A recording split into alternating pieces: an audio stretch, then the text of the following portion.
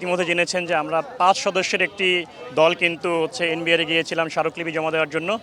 তো ওভারঅল আমরা আমাদের আলোচনা হয়েছে, সৌজন্যমূলক আলোচনাই হয়েছে।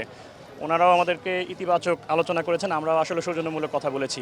তো ওভারঅল যেটা আসলে আমরা সাংবাদিকদের জানাতে চাই সেটি হচ্ছে যে আমরা ওইখানে এই যে মোটরসাইকেলের উপরে যে অতিরিক্ত আয়কর সেটির ব্যাপারে আমরা অনেকভাবেই যুক্তিতর্ক দিয়ে বুঝিয়েছি, ওনারাও ওনাদের যুক্তিতর্ক দেওয়ার চেষ্টা করেছেন। তো ওভারঅল আমরা কয়েকজন কর্মকর্তার সাথে কথা বলছি, তার মধ্যে যিনি আমাদের স্মারকলিপিটি রিসিভ করেছেন উনি হচ্ছেন কাস্টমস কর্মকর্তা পলিসি।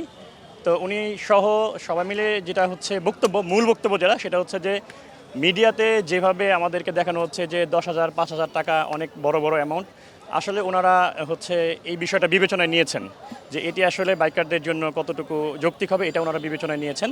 এবং একই সাথে আমরা যে স্মারকলিপি দিয়েছি সেটিও তারা গুরুত্বপূর্ণভাবেই গ্রহণ করেছেন এবং তারা বলেছেন যে এই অ্যামাউন্টটা হয়তো আমরা বলেছি যে আসলে আর কোনো অ্যামাউন্ট আমাদের পক্ষে দেওয়া সম্ভব না, কারণ এখানে আমরা অলরেডি কিন্তু আপনারা জানেন যে আলোচনা এসেছে যে আমরা অনেকবারই ট্যাক্স দিই, কেনার সময় দিই, বছরে একবার দিই, রেজিস্ট্রেশনের সময় দিই।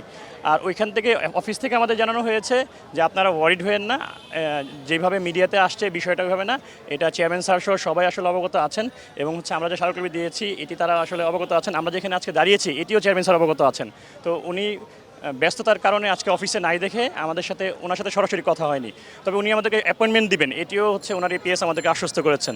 তো আমরা এনবিআর থেকে আসার পরে আজকে সিনিয়র বাইকাররা যারা আছেন তাদের মাধ্যমে আপনাদেরকে বা বাংলাদেশের সকল বাইকারদেরকে স্পষ্টভাবে বলতে চাই যে আপনারা নিশ্চিত থাকুন যে যেইভাবে আলোচনা এসেছে এইভাবে হবে না। আমরা স্মারকলিপি দিয়েছি, তারাও তো আসলে মানুষ, তারাও বিষয়টা বিবেচনা নিয়েছে। উভয় পক্ষের সমন্বয় এবং সমঝোতার মাধ্যমেই একটি যদি কোনো করও আসে সেটি এমন কোনো কর আসবে না যেটা আসলে আমাদের উপর বার্ডেন হবে।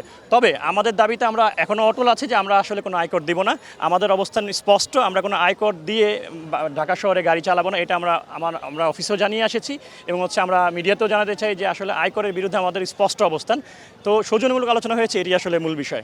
আমরা যখন 30 কিলোমিটার করা হয়েছিল ঢাকা শহরে তখন আমরা আন্দোলনে সফল হয়েছিলাম। যখন পদ্মা সেতুতে বাইক বন্ধ করা হয়েছিল তখন আমরা এই কয়েকজন সিনিয়রদের নিয়ে কিন্তু আসলে বাংলাদেশে আন্দোলন করেছি, সেটা কিন্তু সফল হয়েছে। আমরা প্রচণ্ড আশাবাদী যে আসলে এটা সফল হবে এবং আমরা যে আসলে আন্দোলন করেছি এটা আসলে এনবিআর জানেন। ওনারা বলেছেন যে আপনারা সংসদ ভবনে দাঁড়িয়েছিলেন, আপনারা অমুক জায়গায় দাঁড়িয়েছিলেন, এটি ওনারাও অবগত।